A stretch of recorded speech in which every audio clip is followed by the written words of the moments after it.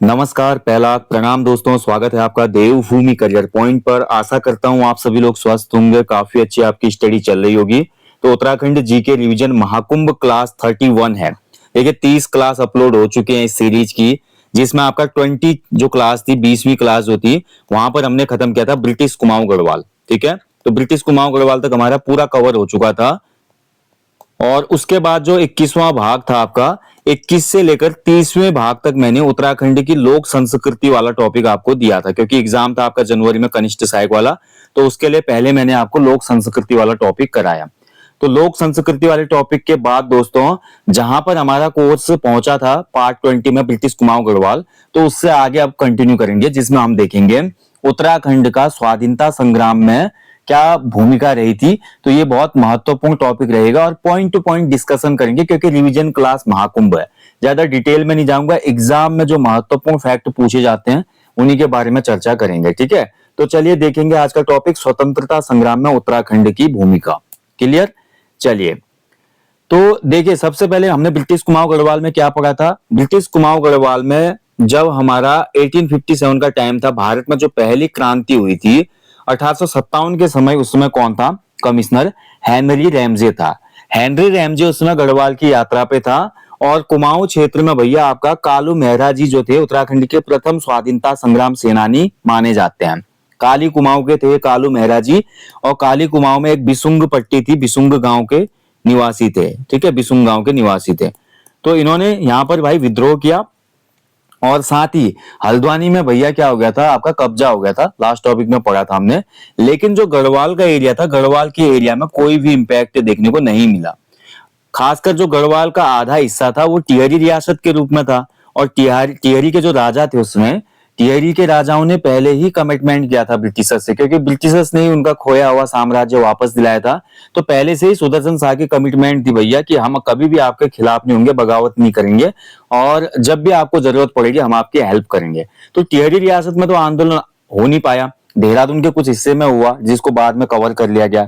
ऐसे हल्द्वानी में हुआ था। खान बहादुर खां बरेली के नवाब, इसका सेनापति था काली खां, उसके नेतृत्व में 1000 सैनिकों ने हल्द्वानी पे आक्रमण किया। लेकिन ब्रिटिश सेना ने बाद में इसको भी कैप्चर कर लिया। ठीक है, और काली कुमाऊं में हमारा कालू मेहरा जी पकड़े गए। कालू मेहरा जी और उनके कुछ साथी थे, जिन्होंने 1857 की क्रांति में यहाँ पर एक गुप्त संगठन बनाया था। ठीक है, इन्होंने एक गुप्त संगठन बनाया था जिसका नाम था क्रांतिवीर। क्रांतिवीर नामक इन्होंने एक संगठन बनाया था। कालू मेहरा और इनके सहयोगी थे। कौन थे सहयोगी? दो मित्र थे इनके, आनंद सिंह फरत्याल और बिशन सिंह करायत। ठीक है, अब जो राजभक्त थे, यानी कि उसमें के गवर्नमेंट एम्प्लॉय होंगे गांव के, जो ब्रिटिशर्स के उसमें नौकरी करते थे, तो इन लोगों ने भैया खबर दे दी कि ये लोग बंदे हैं, एक कालू मेहरा जी हैं, एक आनंद सिंह फरत्याल है और एक बिशन सिंह करायत है, ये आपके खिलाफ विद्रोह कर रहे हैं। तो इसके बाद इनको पकड़ लिया गया। कालू मेहरा और उनके साथियों को लोहाघाट स्थित अंग्रेजों की जो बैरक थी, इन्होंने बैरकों में आग भी लगाई, ऐसा बोला जाता है। कालू मेहरा को गिरफ्तार करके उसमें बोला जाता है कि 52 जेलों में घुमाया गया था। 52 जेल थी भारतीय, वहां इनको घुमाया गया। ठीक है, और 1857 की जब क्रांति हुई थी, उस समय अवध का नवाब था वाजिद अली शाह। और इसी वाजिद अली शाह ने, बोला जाता है, लेटर लिखा था कालू मेहरा जी को, आप यहाँ पर, यहाँ शुरू होने वाला विद्रोह, तो क्रांति होने वाली, तो आप लोग भी क्रांति में पहाड़ी क्षेत्र को शामिल करें। ठीक है, तो उसके बाद पहाड़ी इलाका जो है आपका, ये कालू मेहरा जी, फिर आपको इसका प्रशासक बना दिया जाएगा, ऐसी कुछ डील हुई थी इसमें। इसीलिए कालू मेहरा जी ने ये किया और क्रांतिवीर संगठन बनाया। कालू मेहरा जी को उत्तराखंड का प्रथम स्वाधीनता संग्राम सेनानी कहा जाता है। ठीक है, ये महत्वपूर्ण, याद रखेंगे। और इसके बाद हुआ क्या, काली कुमाऊं के होने की वजह से ऐसा बोला जाता है 1937 तक अंग्रेजों ने, 1937 तक अंग्रेजों ने काली कुमाऊं के किसी भी व्यक्ति को आर्मी में भर्ती नहीं किया था, ऐसा बोला जाता है उसमें। ठीक है, तो 37 तक, मतलब इसका इंपैक्ट इतना था कि 37 तक कोई भर्ती नहीं हुआ इस क्षेत्र से ब्रिटिश सेना में। क्लियर? चलिए, ये थोड़ा मैंने लास्ट जो टॉपिक जहां पे खत्म हुआ था ब्रिटिश कुमाऊं गढ़वाल, उसका मैंने रिकैप कर दिया। ठीक है, अब 1857 की जो क्रांति हुई थी, कमिश्नर हेनरी रैमजे था। क्वेश्चन बनता है भाई, 1857 की क्रांति के समय कुमाऊं कमिश्नर हेनरी रैमजे था, या बोल सकते हैं कि रैमजे की कुशल रणनीति के कारण 1857 की क्रांति का असर कुछ खास नहीं पड़ पाया उत्तराखंड के भूभाग पर। ठीक है, ध्यान रखेंगे। हाँ, 1857 के विद्रोह के पश्चात क्या हुआ, कुमाऊं कमिश्नरी की जनता से उनके हथियार प्रशासन के पास जमा करने के आदेश को जारी किया गया। लाइसेंस एक्ट आया था उसमें। तो यहाँ पर जो लोगों ने हथियार लिए हुए थे, जैसे गन वगैरह ली थी, तो उनको जमा करने का एक ऑर्डर लाया गया।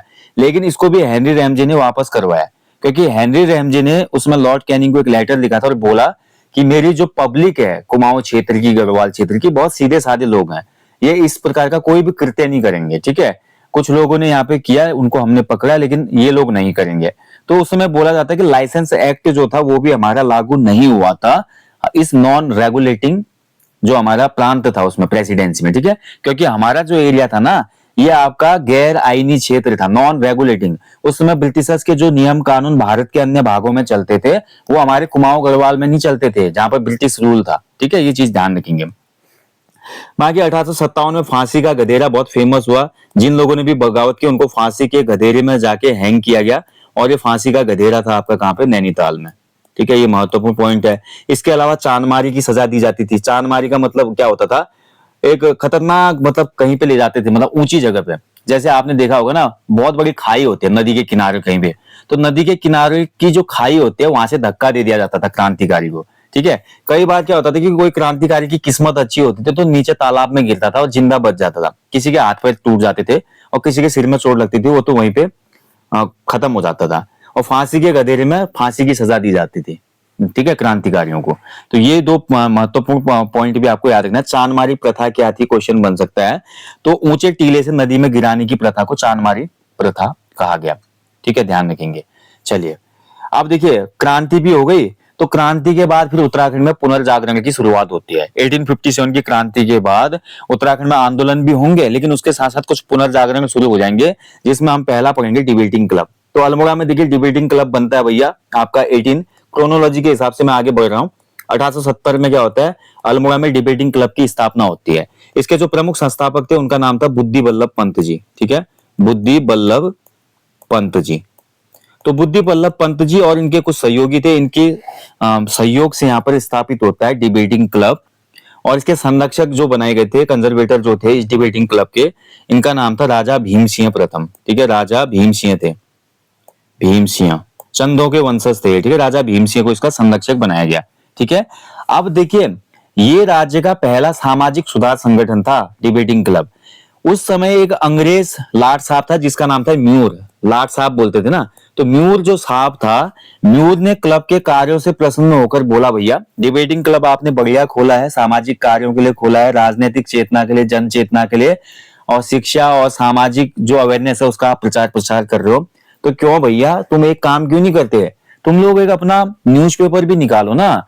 न्यूज़पेपर सशक्त माध्यम है, जनसंचार जो है ये एक बहुत अच्छा माध्यम है अपने कार्यों को, नीतियों को, अवेयरनेस को जनता तक पहुंचाने का।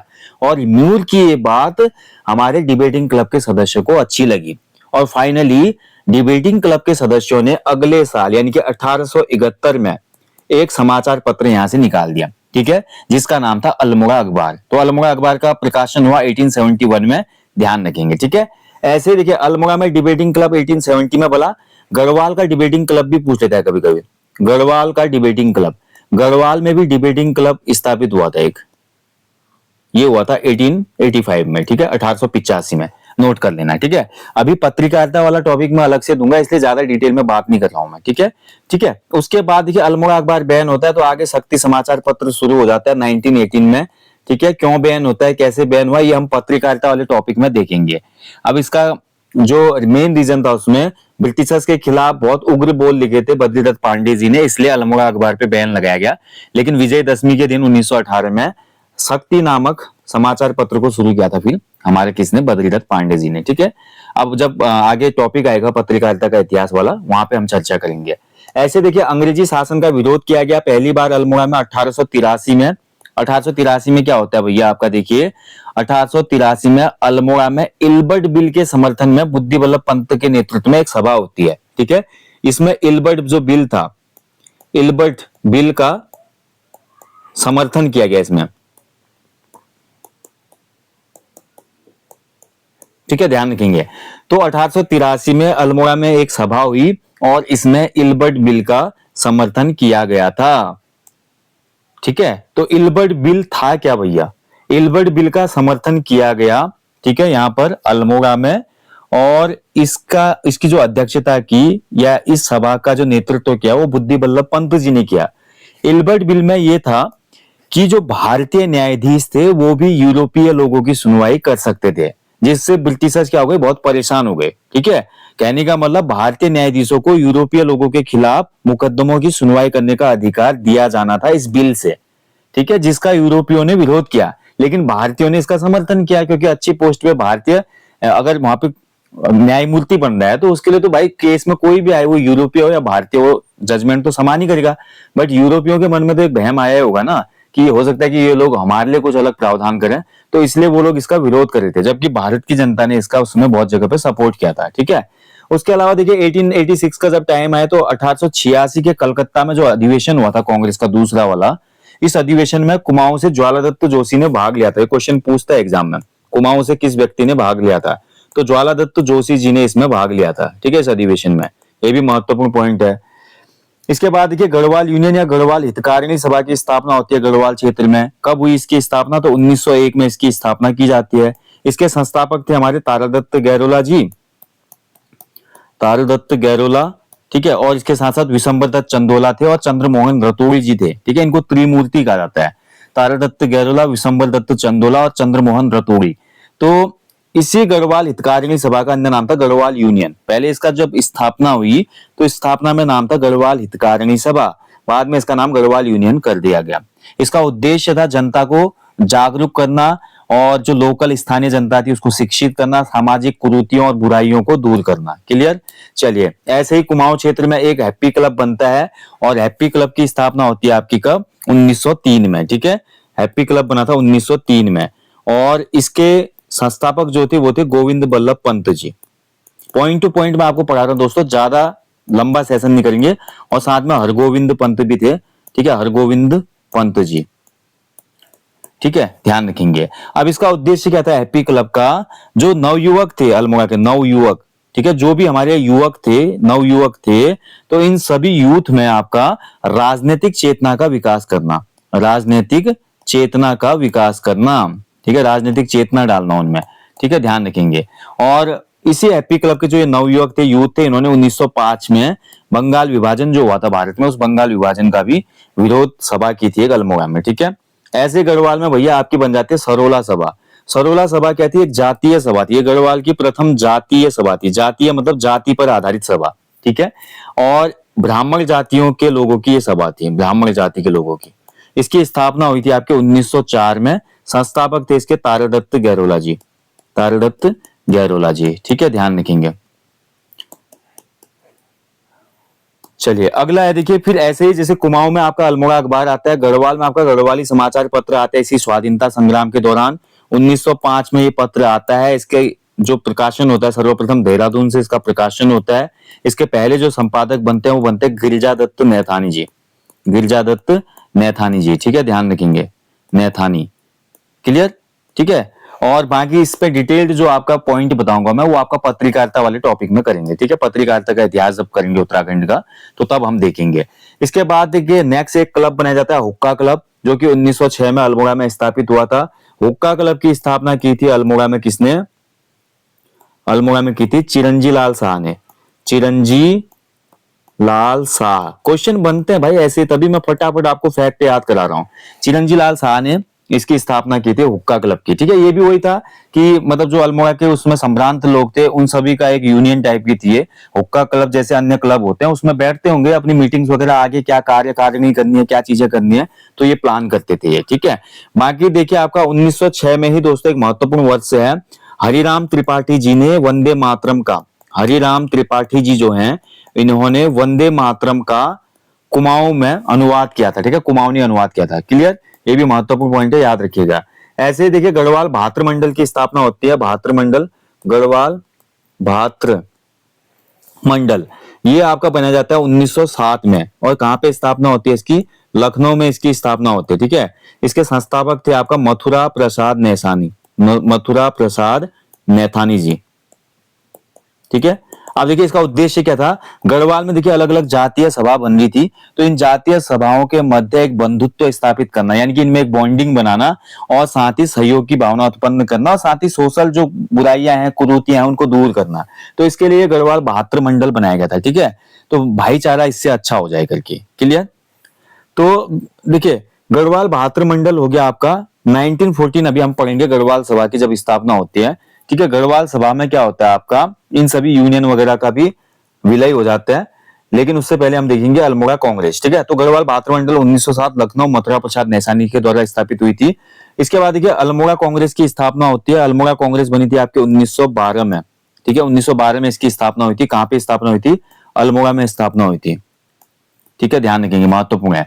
और 1913 में दोस्तों एक और महत्वपूर्ण घटना घटती है अल्मोड़ा में।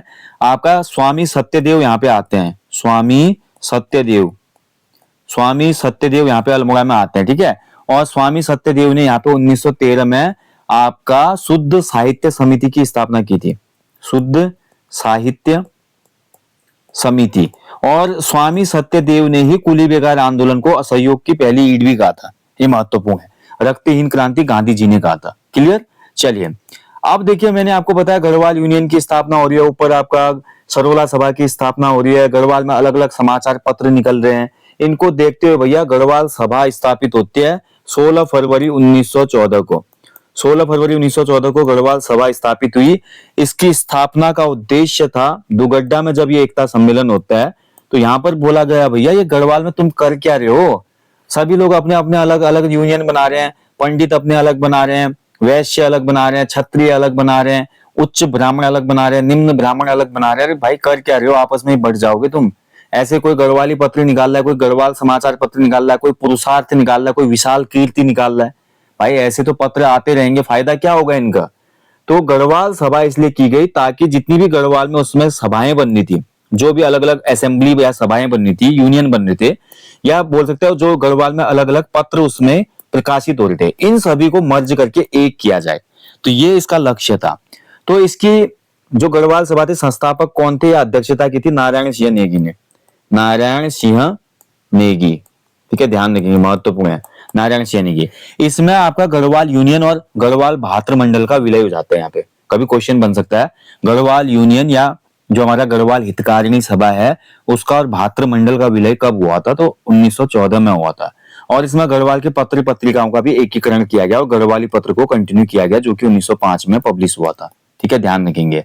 और देखिए सबसे पहले गढ़वाली साहित्य को संकलन करने की शुरुआत भी यहीं से होती है 1916 में, यानी कि इसी गढ़वाल सभा ने 1916 से जो भी गढ़वाली साहित्य लिखा जा रहा था उसको संकलित करने का यानी कि कंपाइलेशन का काम भी शुरू किया, क्लियर।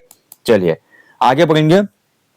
देखिए इसी बीच में कुछ और संगठन बनते हैं, जैसे कि गौरक्षणी संगठन भी था एक, गौरक्षणी गढ़वाल में स्थापित हुआ था, गाय की रक्षा से रिलेटेड 1960 में, इसका भी विलय हो जाता है इसमें, कोटद्वार में स्थापित हुआ था, ठीक है, कोटद्वार में। संस्थापक कौन थे, धनीराम शर्मा, धनीराम शर्मा, ठीक है। उस समय देखिए यहाँ पर यूरोपियन थे और यूरोपियन बीफ खाते थे, तो वो क्या करते थे, गौ हत्या करते थे, उसको रोकने के लिए ये यहाँ पे सभा बनाई गई थी, ठीक है, क्लियर। चलिए आगे बढ़ेंगे। अगला है देखिए होम रूल लीग। तो होम रूल लीग जो थे भाई आपका कुमाऊं में जो होम रूल लीग स्थापित हुई ये 1914 में हुई, 1914 में।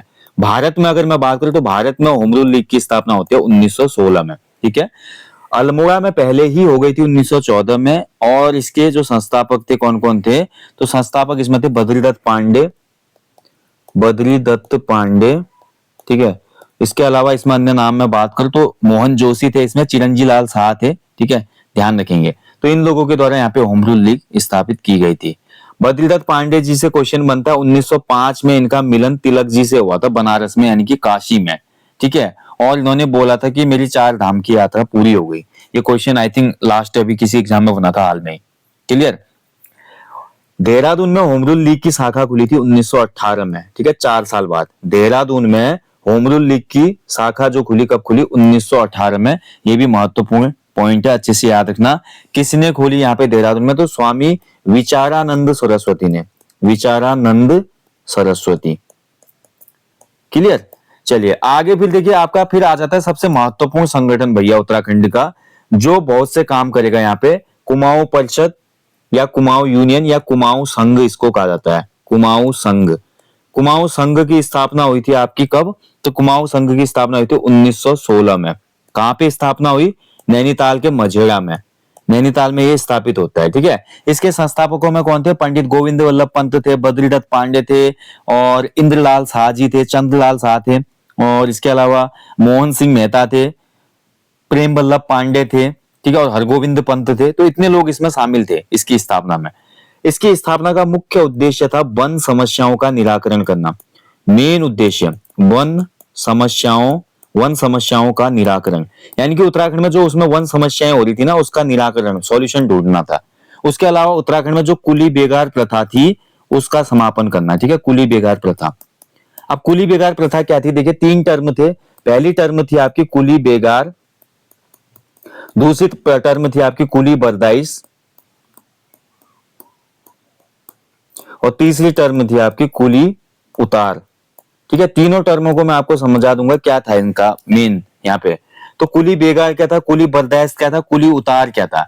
तो कुली बेगार में होता क्या था दोस्तों, जब भी गांव में या किसी क्षेत्र में कोई ब्रिटिश हुकूमत का अधिकारी आता था या बड़ा अधिकारी आता था, किसी भी यात्रा पे जाता था, तो उस यात्रा में लोकल के लोगों को उसका सामान ढोना पड़ता था फ्री। मतलब वो उसका पोर्टर बन के जाएगा, लेकिन उसके बदले उसको एक भी ढेला नहीं मिलता था, यानी कि एक भी पैसा नहीं मिलता था। यानी फोकट में किसी को मजदूरी कराना, ये था कुली बेगार, ठीक है। मतलब मान लीजिए कोई अधिकारी देहरादून से उस समय जा रहा था कहाँ, आपका पौड़ी तक, तो यहाँ देहरादून का कोई आदमी को ये कुली बेगार प्रथा देनी पड़ती होगी, जो उसके साथ पौड़ी तक जाएगा, या पौड़ी का कोई आदमी देहरादून आएगा और यहाँ से उसका सामान लेकर वहां तक जाएगा, उसके बदले में उसको कुछ नहीं मिलेगा। दूसरी प्रथा थी कुली बरदाइश। कुली बरदाइश में क्या होता था, जब भी कोई ब्रिटिश अधिकारी किसी परगना में, तोक में, तहसील में, गांव में जाता था, तो गांव के लोगों को निःशुल्क उसके लिए दूध, दही, छाछ, मट्ठा, घी, सब्जी, मीट, मांस, मुर्गा, अंडा फ्री में देना पड़ता था। यानी कि कोई भी अधिकारी आएगा तो उसको फ्री में खाना, बिल्कुल जो गांव का खाना होता है सब वो देना पड़ेगा भैया, राशन वगैरह। दैट इज कॉल्ड कुली बरदाइश। एंड नेक्स्ट था आपका कुली उतार। कुली उतार में क्या होता था, ब्रिटिश अधिकारी देखिए जब भी यात्रा में जाते थे, अब यहां से लेकर वहां तक तो श्रम कर रहा है आदमी, इसके अलावा कुली बेगार में क्या होता था, सामान के साथ साथ और भी चीजें होती थी। जैसे कुली बेगार में आपका मान लो ब्रिटिशर्स का कोई पुल बन रहा है, यानी ब्रिटिशर्स की कोई बिल्डिंग बन रही है, ब्रिटिशर्स का कोई आपका सड़क का काम हो रहा है, तो वहां पर भी संबंधित ग्राम के लोग फ्री में काम करेंगे, कोई भी उसमें लेबरी उनको नहीं दी जाएगी। कुली उतार में क्या होता था, ब्रिटिश अधिकारी जब भी गांव में या जिस भी प्लेस में पहुंचता था, तो वहां के लोकल लोग उसका सामान फ्री में उतारते थे, यानी कि आपका अनलोडिंग करना, अनलोड करना सामान को। तो ये कुली उतार था, इसमें भी पैसे नहीं मिलते थे, ठीक है, ध्यान रखेंगे। तो ये थे भैया आपका निःशुल्क, कुली बेगार में निःशुल्क श्रम था, कुली बरदाइश में देखेंगे तो निःशुल्क राशन ब्रिटिश अधिकारी के लिए, और कुली उतार में निःशुल्क सामान ढोना, ठीक है। तो ये आपका 3 टर्म थे कुली बेगार प्रथा के। तो कुमाऊं परिषद ने इन 2 समस्याओं के लिए खुद को स्थापित किया था 1916 में, ठीक है, ध्यान रखेंगे। इसकी पहली बैठक कहां पे हुई थी, तो पहली बैठक मझेड़ा में हुई थी, ये महत्वपूर्ण है, अच्छे से याद रखना। और मझेड़ा वाली जो बैठक थी इसकी अध्यक्षता की थी किसने, राय बहादुर नारायण दत्त छिंबवाल, ठीक है। इन्होंने पहली छिंबवाल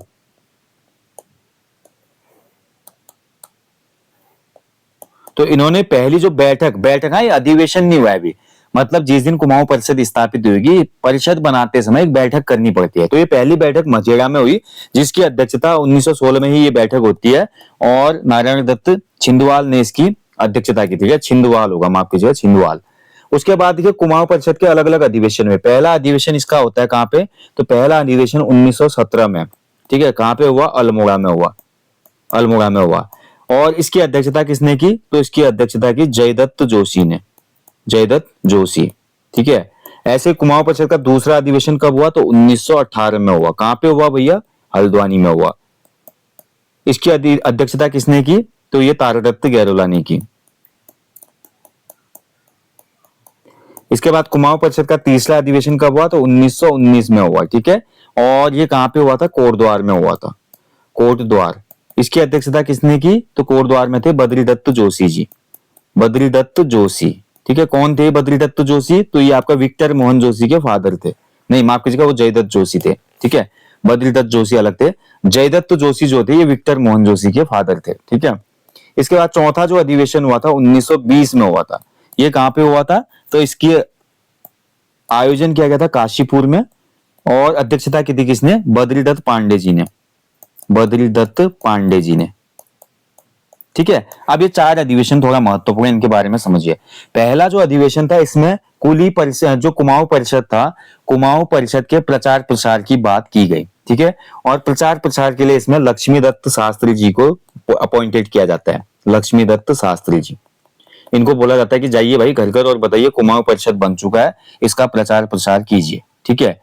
और दूसरा जो अधिवेशन होता है 1918 वाला, इसमें कुछ खास बात हुई नहीं। तीसरे अधिवेशन 1919 कोटद्वार में बद्रीदत्त जोशी, इसमें आपका बोला गया है कि हिंदू मुस्लिम एकता बहुत जरूरी है, तो इसलिए कुमाऊं परिषद का तीसरा अधिवेशन हिंदू मुस्लिम एकता के लिए भी जाना जाता है, ठीक है, ध्यान रखेंगे। 1919 कुमाऊं परिषद के तीसरे अधिवेशन में ही नायक सुधार समिति की स्थापना हुई थी। किसकी स्थापना हुई थी 1919 में? नायक सुधार समिति, ठीक है, नायक सुधार समिति। आप सभी को पता है नायक जाति थी, तो नायक जाति को जबरदस्ती प्रोस्टिट्यूशन के काम में ढकेला जाता था, तो उनको बचाने के लिए ये समिति स्थापित हुई। और चौथा अधिवेशन मोस्ट इंपोर्टेंट, चौथे अधिवेशन में भैया आपका उत्तराखंड से कुली बेगार प्रथा का अंत हुआ, यहीं पे डिसीजन लिया गया और उसके बाद कुली बेगार प्रथा उत्तराखंड से समाप्त हो जाती है मकर संक्रांति पे, ठीक है।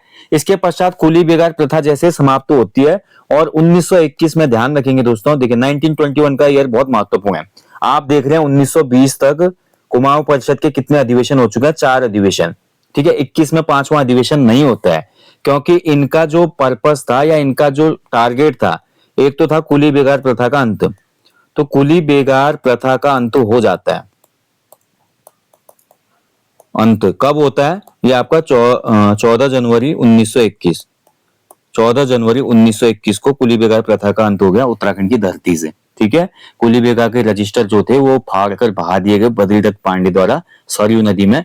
बागेश्वर में उत्तरायणी कौतिक के दिन ये घटना हुई थी सरयू गोमती के संगम पे।